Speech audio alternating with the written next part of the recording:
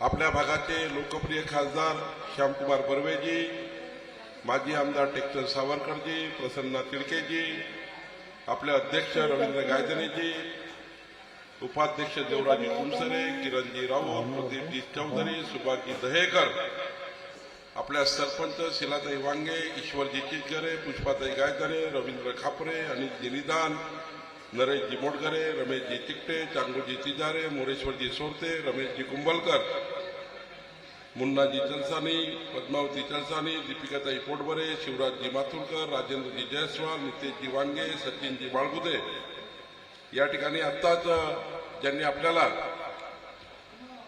जीवन जगण्याकरता जे बाबांनी आपलं समर्पण दिलं आहे त्याबद्दलची उत्कृष्ट या ठिकाणी आपल्या सर्वांना उद्बोधन केलं असे तापेश्वरजी वैद्य, रमेशजी नकाते, तिलकजी दंडारे, महेंद्रसिंग गुरबेले, टीकारामजी पराते, गुलाबजी साठवणे, सुरेशजी कळंबे, देवरावजी शिंदेकर, जगन्नाथजी सोनकुसरे, नितेशजी सुपारे, आपले एडीओ श्री पवार, तहसीलदार निंबाळकर या ठिकाणी आपल्या परमात्मा एक सेवक मंडळाचे सर्व पदाधिकारी, उपस्थित बंधू भगिनींनो, आपले राज्याचे मंत्री आशिष जयस्वालजी आले आहेत, त्यांचेही मी स्वागत करतो. आई आशिषजी, खरं तर मी सौभाग्यशाली आहे की आपल्या हे जे आपलं परमात्मा एक सेवक मंडळाचं जे पावडदौरा स्थळ आहे हे कामठी मौदा विधानसभेमध्ये या ठिकाणी या विधानसभेच्या आपल्या भागामध्ये या स्थळाची स्थापना झाली आणि खरं तर मी बाबा हनुमानजी, बाबा जुमदेवजीला नतमस्तक होतो की या ठिकाणी आपल्या सर्वांना माझ्यासहित या ठिकाणी हे सेवा कार्य करण्याची संधी मिळाली आहे. परमात्मा एक सेवक मंडळ या ठिकाणी अनेक वर्षापासून मी येतोय.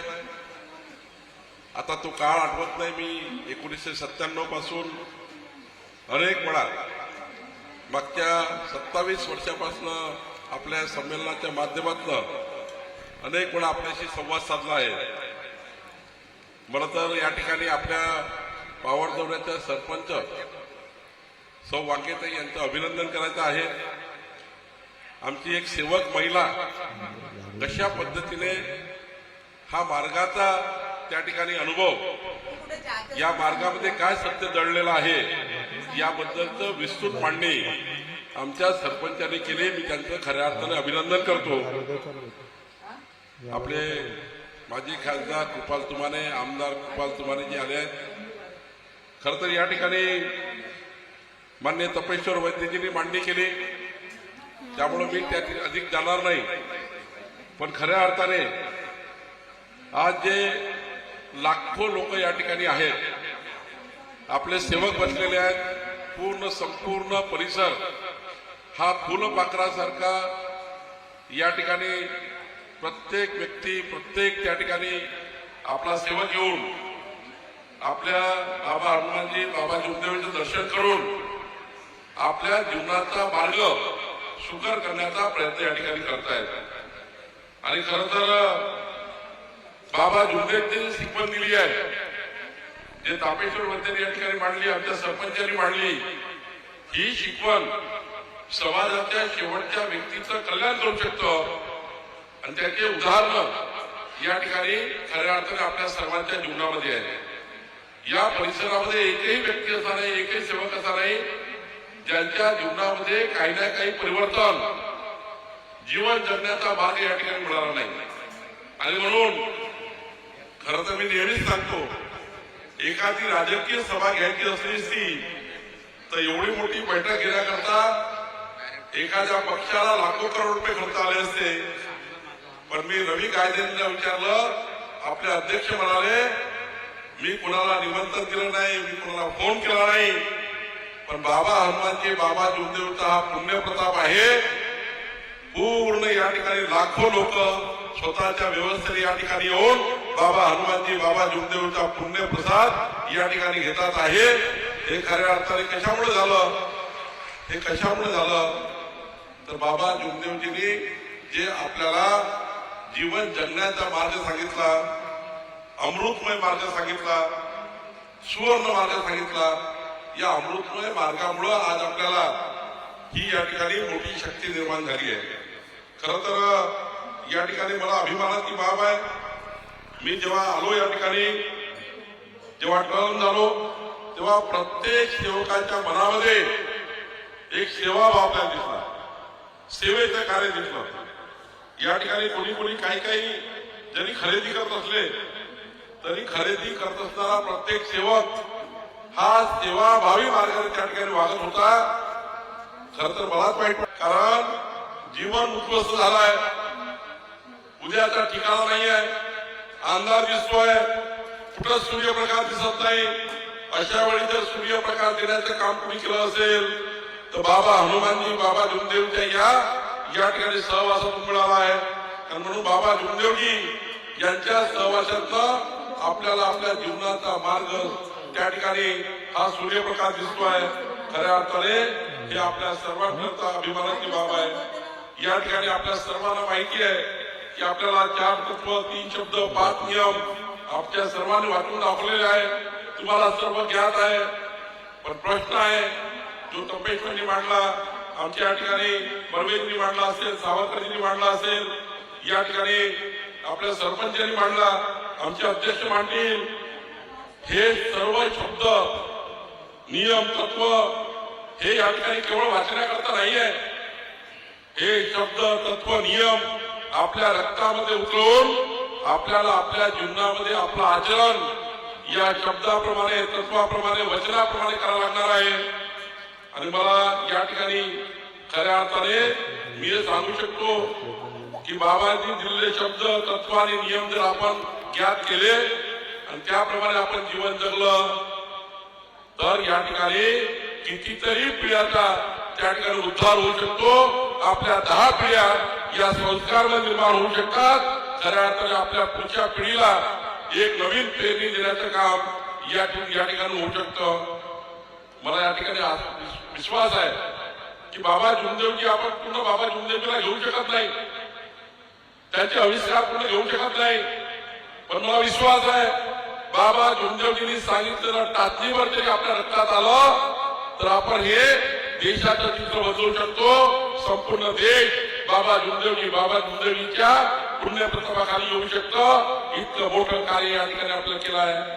खरं तर आज माझी एवढी विनंती आहे की जे सेवक आले आहेत, आमच्या बहिणी आल्या आहेत, आमचे भाऊ आले आहेत, यांना माझी विनंती आहे, तुम्हाला खऱ्या अर्थाने जो जीवनाचा मार्ग भेटला, तुम्हाला सर्वांना जीवन जगण्याचा मार्ग भेटला, बाबा जुमदेवजीमुळे तुमच्या जीवनामध्ये एक मोठं परिवर्तन झालं.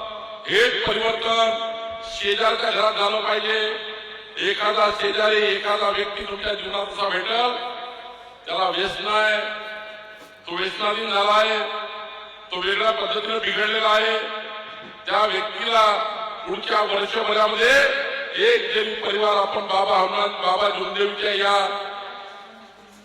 सहवासात आणू शकलो, एक परिवार या ठिकाणी 6-6.5 लाख सेवक या ठिकाणी बसले आहेत. 6-6.5 लाख या ठिकाणी सेवकांनी निर्णय घेतला की मी 1 वर्षामध्ये एका व्यक्तीला व्यसनमुक्त करेन, मी 1 वर्षामध्ये एका व्यक्तीला या ठिकाणी वाईट व्यसनाचं बाहेर काढीन, एका व्यक्तीला जो चुकला त्याला दुरुस्त करेन.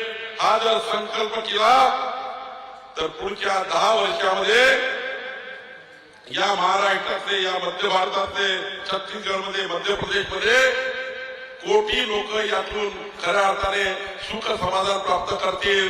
आणि त्यामुळे इथलं जाताना संकल्पित होऊन जावं लागेल, एक निर्णय करून जावं लागेल की होय बाबा जुमदेवजींनी मला जबाबदारी दिली आहे.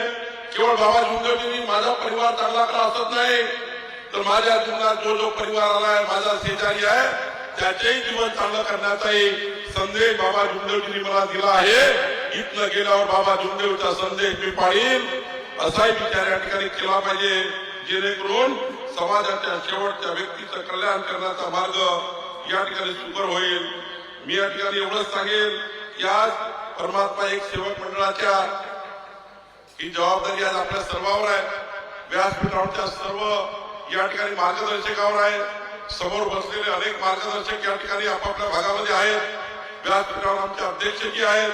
मी एवढीच विनंती करेल की आता हा आपला जगन्नाथाचा जो रथ निघालेला आहे बाबा जुमदेवचा, हा रथ जो आहे हा रथ संपूर्ण भारतभर, संपूर्ण विश्वभर आणि संपूर्ण जगाला मार्ग देणारा जर तुम्ही समाज असेल, कोणतं त्या ठिकाणी मानव धर्म असेल, बाबा जुमदेवजींनी दिलेला मानव धर्म असला पाहिजे. याकरता आपल्या सर्वांना काम करायचं आहे. खरं तर मी सांगू शकतो, मागे मी विचार केला होता, मी सरकारच्या महत्वाच्या पदावर आहे. मी मागच्या 27 वर्षाच्या माझ्या विधानमंडळाच्या कामकाजामध्ये 22 वर्षापासून मी आमदार आहे. 27 वर्षापासून विधिमंडळ पाहतो. या काळात मी बघितलं सरकारने जेवढा खर्च केला, सरकारने जेवढ्या व्यवस्था उभ्या केल्या, सरकारने जेवढं इन्व्हेस्टमेंट केलं, ते इन्व्हेस्टमेंट अंधश्रद्धा दूर करण्याकरता, ते इन्व्हेस्टमेंट हुंडाबळी दूर करण्याकरता, ते इन्व्हेस्टमेंट व्यसनामुक्त समाज निर्माण करण्याकरता, व्यसनमुक्त समाज निर्माण करण्याकरता हे करोडो रुपयाची इन्व्हेस्टमेंट केलं, कोटी रुपये या ठिकाणी घातले. पण सरकारच्या सर्व प्रयत्नाला जेवढं यश मिळालं नाही तेवढं यश बाबा जुमदेवच्या या मार्गाने मिळालं. खऱ्या अर्थाने आपल्या सर्वांकरता अत्यंत महत्वाचा मार्ग या ठिकाणी मिळालेला आहे. मी अधिक वेळ घेणार नाही, पण या ठिकाणी आशिष जयस्वालजी आपले वित्तमंत्री आहेत. माझा मतदारसंघ आहे, मी सुद्धा जबाबदार पदावर आहे. त्यामुळे उद्याच्या काळामध्ये या स्थळावर येणाऱ्या प्रत्येक सेवकांना व्यवस्थित सुविधा मिळायला पाहिजे. ही काही राजकीय सभा नाही आहे, ही कुणाला मतं मागणारी सभा नाही आहे. ही सभा आपल्या सेवकांना व्यवस्था उभी करण्याची आहे. मला या ठिकाणी गायधनीजी आपलं अभिनंदन करायचं आहे. रवींद्र गायधनीजी, आपण उत्तम व्यवस्था या ठिकाणी आज उभी केली. ज्या पद्धतीने आज मी बघतोय खऱ्या अर्थाने मदतकरजींनी पुढे नेलं, आता तुम्हाला पुढे न्यायचं आहे. पण हे करताना आपल्याला जी आमची जबाबदारी आहे, माझी जबाबदारी, आशिष जयस्वालची जबाबदारी आहे, आपले राजा तिरकेजी या ठिकाणी नगराध्यक्ष आहे, आमच्या वाघेताई सरपंच आहे, खासदार साहेब आहेत. आमची सर्वांची जबाबदारी आहे की जे जे कार्य बाबा जुमदेवजींनी या मार्गाला सांगितलं आहे त्या मार्गाला जी काही सरकारमधून व्यवस्था उभी करायची आहे ती व्यवस्था उभी करण्याची जबाबदारी सरकारची आहे. आणि ती व्यवस्था या ठिकाणी सरकार उभं करणार आहे. ही गोष्ट खरी आहे. मागच्या वेळी मुख्यमंत्री मोदी यांनी 70 कोटी रुपये या ठिकाणी या भागाच्या विकासाकरता खर्च करण्याची योजना तयार केली. येणाऱ्या मार्चच्या बजेटमध्ये ती होईल. उडानपूल आपण गडकरी साहेबांकडे बांधून घेतला. त्याला नावाचा आग्रह होता, नाव झालं. आता आपला आग्रह आहे, मला रवीजींनी सांगितलं की या ठिकाणी जो 500 मीटरचा सिमेंटचा रस्ता आहे तो पूर्ण करायचा आहे. तो अर्धा झाला आहे. हा जो कॅनल होता आहे, या कॅनलला जर कॉन्क्रीटचा स्लॅब टाकला तर दोन्ही बाजूची जागा आमच्या सेवकांना वापरता येईल. ती जागा देण्याचा निर्णय असेल, या ठिकाणी लाईट लावण्याचा निर्णय असेल, पिण्याचं पाणी देण्याचा निर्णय असेल. शेवटी बाबा जुमदेवजींनी व्यक्ती निर्माण करण्याचा मार्ग सांगितला. पण आमची जबाबदारी आहे निवडून आलेल्या प्रतिनिधींची व्यवस्था उभ्या करणे. आणि व्यवस्था उभ्या करण्याची जबाबदारी बाबा जुमदेवजींनी आमच्यावर दिली आहे. निवडून आलेला प्रत्येक व्यक्ती हा बाबा जुमदेवजीच्या या कार्यामध्ये त्याने आपलं जीवन समर्पित केलं पाहिजे, आपला अधिकार वापरला पाहिजे. आणि मी तर रवी एवढं सांगेल की आता राज्याचा महसूल मंत्री म्हणून अजून काय केलं वाटतं की या भागामध्ये अजून काही व्यवस्था उभ्या झाल्या पाहिजे, जागेबद्दल व्यवस्था झाल्या पाहिजे, निश्चितपणे करण्याची मी प्रयत्न करेल. शेवटी आपण आपला परिवार आहोत, आपण एका परिवारात बसलेलो आहोत. परमात्मा एक सेवक आपला सर्वांचा परिवार आहे. आणि या परिवाराचं कार्य करणं म्हणजे काही उपकार नाही आहे, ते आपलं बांधिलकी आहे, जबाबदारी आहे. ती आम्ही पूर्ण करण्याचा नक्की प्रयत्न करू. मी एकच सांगू शकतो, जगामध्ये अनेक मशीन आहेत, अनेक तंत्रज्ञान विकसित झाले आहे. जग आता चंद्रावर गेलाय. 2047चा भारत अजून वेगळा होणार आहे. तो आधुनिक असणार आहे, तो सर्वशक्तिमान असणार आहे, जगातल्या कुठल्याही देशाला पूर्ण असणार आहे. जसं आपल्या जीवनामध्ये या जगामध्ये सर्व वस्तू सर्व व्यवस्था उभ्या करणारा मशीन आहे. हॉस्पिटलमध्ये गेलं तर सर्व मशीन आहे, पण या देशामध्ये जगामध्ये एक मशीन नाही आहे, रक्त बनण्याची मशीन नाही. रक्त हा फक्त मनुष्य प्राणी मनुष्य हा रक्त बनवतो, त्याचे शरीर बनवतो. मनुष्य हा रक्त बनवतो आपल्या शरीरामध्ये, पण मनुष्य बनण्याचं काम कोण करतं? तर बाबा जुमदेवचा हा परमात्मा एक सेवा मंडळ करतं, परमात्मा एक सेवा करतं. कारण मनुष्य निर्माण करण्याचा हा जो या ठिकाणी आपला जो बाबा जुमदेवजींनी केलेलं कार्य हे जगामध्ये अविरत चालू राहील. आपण सर्व या ठिकाणी आज 26 जानेवारीच्या या पावन पर्वावर या ठिकाणी ज्या अपेक्षेने ज्या आशेने आलेल्या आहेत, येणाऱ्या पिढ्या आताच्या पिढ्या या समृद्ध झाला पाहिजे, सर्वांना चांगलं ठेवलं पाहिजे, सर्वांचं जीवन समृद्ध झालं पाहिजे. मी बाबा हनुमानजीला बाबा जुमदेवजीला प्रार्थना करतो की ज्या ज्या अपेक्षेने या ठिकाणी जे परिवार आले आहेत, जे व्यक्ती आले आहेत, जे सेवक आले आहेत, त्या सर्वांचं जीवन मंगलमय राहू दे. कुणाच्या जीवनामध्ये अमंगल घडू देऊ नको, सर्वांचं जीवन मंगलमय राहू दे अशी बाबा जुमदेवजीला प्रार्थना करतो आणि माझे 2 शब्द संपवतो. धन्यवाद. देख के मेरी आंखों में आंसू मुझको गले से लगा लेंगे, मोदा के